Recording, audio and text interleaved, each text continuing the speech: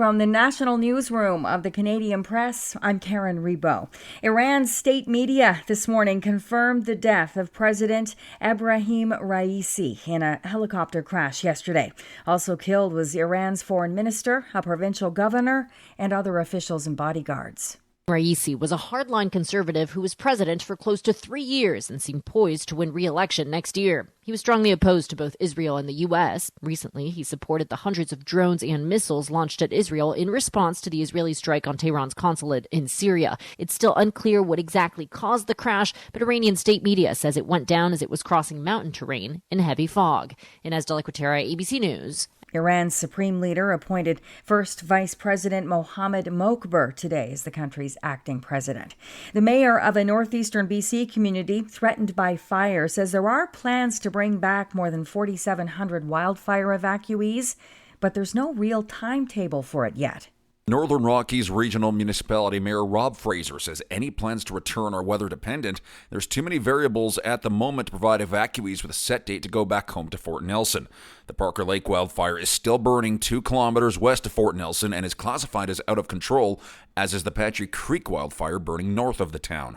Fraser says it's extremely dry in the area. Although it might have rained in town, I'm being told by some of the firefighters that when you're walking around out on the fire line, it's like walking on potato chips. And that makes me apprehensive. Fraser says 4 homes on the outskirts of Fort Nelson have been destroyed and 6 other properties damaged.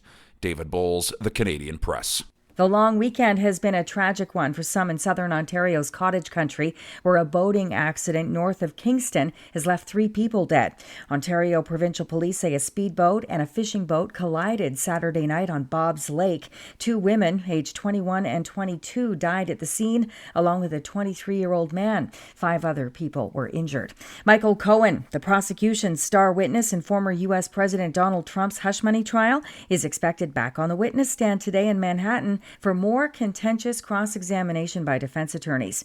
Reporter Aaron Katersky says so far it's not known if Trump will follow through on his claim that he will take the stand in his defense. The defense was asked by the judge, is your client going to testify? And the defense attorney at the end of last weekend said no. So it's still an open question whether Trump ultimately decides to testify in his own defense. So many legal experts say it would be unlikely. It's far too risky. But Donald Trump is the most unique criminal defendant in American history.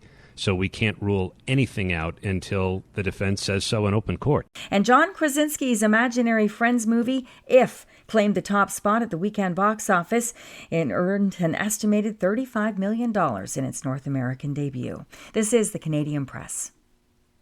In sports, the NBA playoffs will see the Minnesota Timberwolves move on to the Western Conference Final against Dallas after their semifinal series Game 7 win over the Denver Nuggets. And the Indiana Pacers are moving on to the Eastern Conference Final against Boston after their Game 7 semifinal victory against the New York Knicks. In hockey, the Vancouver Canucks will host the Edmonton Oilers for Monday night's Game 7 showdown without offensive spark plug Brock Besser. Multiple reports say the 27-year-old forward is dealing with a blood clotting issue that's not considered life-threatening, but he didn't practice with the Canucks on Sunday.